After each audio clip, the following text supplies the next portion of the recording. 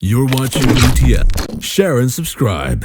Hey guys, welcome to Entertainment Talk Nation. This is Rob.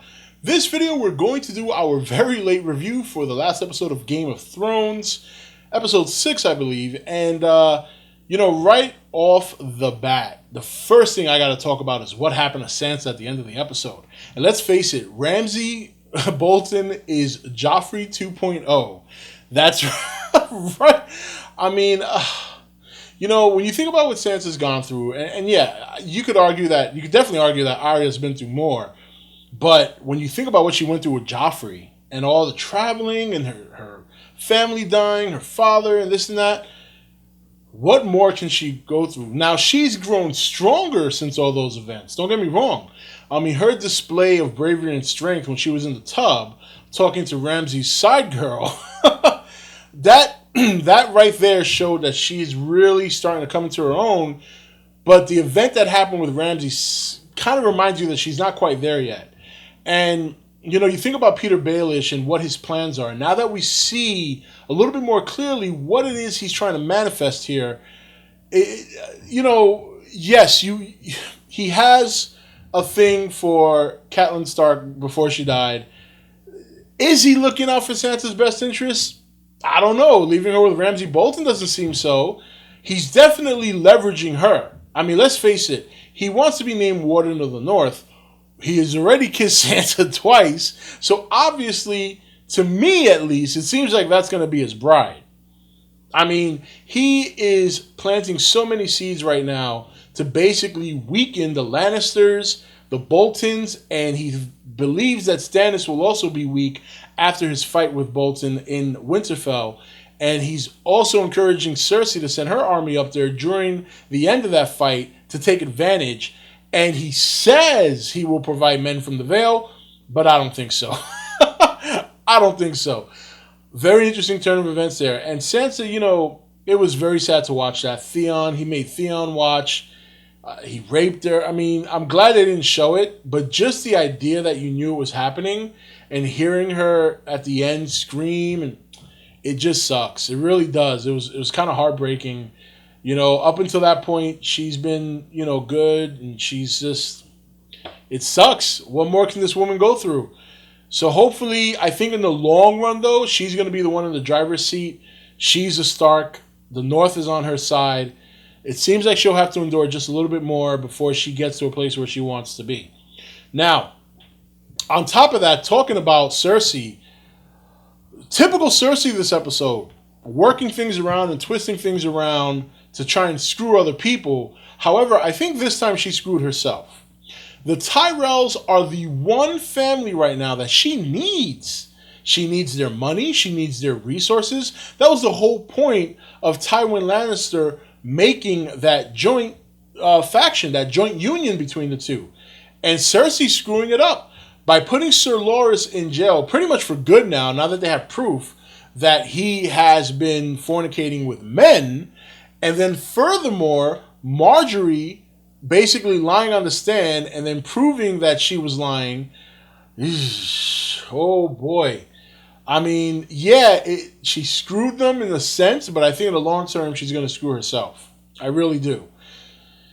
Interesting. Cersei cannot think very far ahead, and that's why her father was such a brilliant man. He may not have liked the Tyrells.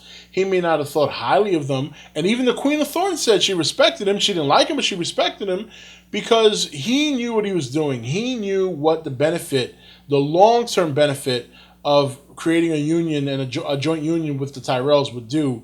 Cersei doesn't see it that way. She's thinking about herself. She's thinking about her position, and it's going to come back to bite her in the ass. Definitely typical Cersei, but it's going to come back to bite her in the ass, in my opinion. So we'll see what happens there.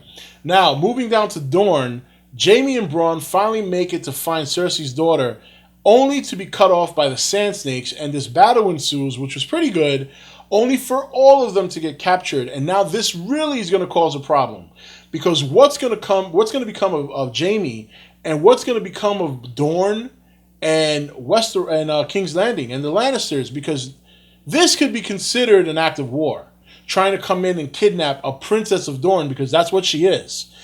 And I don't know how that's going to turn out. That's going to be pretty spooky because right now you have Littlefinger basically coercing Cersei to get men ready to march up north to finish off Stannis and the Boltons after they fight. Meanwhile, if Dorne decides to take this as an act of war, you can kiss Jaime's ass goodbye, and then they'll send the army up to King's Landing at a perfect time if Lannister army is going further north. Very interesting stuff. And again, this is what I've been talking about every week. This build-up, this tension almost, like you see what's coming in the future. It's not quite coming as fast as I'd like it to, but, these things, hey, sometimes the best things take a lot of time to plan.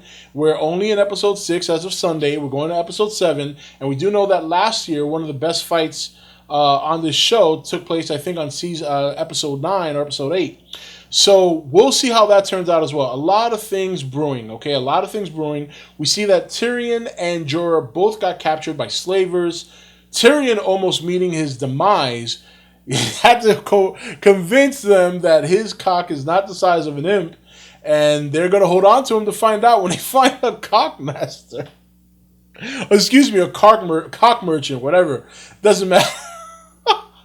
That's just pretty comical. And Jorah convinces them that he can fight. He is going to be put to test in the pits in Meereen. So one way or another, he's going to be reunited with Daenerys, which is what he wanted. Maybe not in the position that he's in right now, but nonetheless, what has he got to lose? He's infected with the Stone Man syndrome. That's what I'm calling it. And, right now, it's this. Tyrion is very interesting. Varys obviously is out of the picture for the time being. Something tells me Varys is going to be in Meereen by the time Jorah and Tyrion get there. So we'll see how that plays out.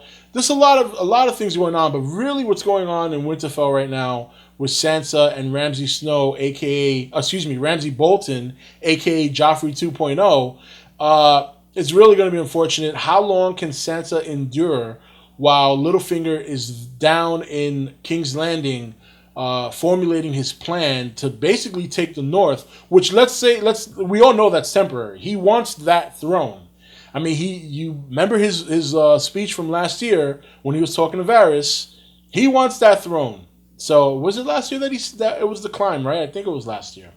So actually, it was the year before, I believe. I'll figure it out one day. I'll just go back and watch the seasons. But yeah, so a lot of things percolating, a lot of things going on. Littlefinger is hatching his plan. Sansa has to endure another tyrant for a husband. This time, really a husband. She didn't get to marry Joffrey, but she has support. She has the North. They're just not ready yet. Stannis is marching on Winterfell. War is brewing. Can't wait to see the payoff. But anyway, guys, that's it for this review. This is Rob signing off for E.T.N, where we don't do news, we just talk entertainment. Take it easy. Thank you for watching E.T.N. Don't forget to comment, share, and subscribe. Join the nation's Facebook page to meet other subscribers or visit E.T.N's Facebook page and Twitter page. Links for all are in the description.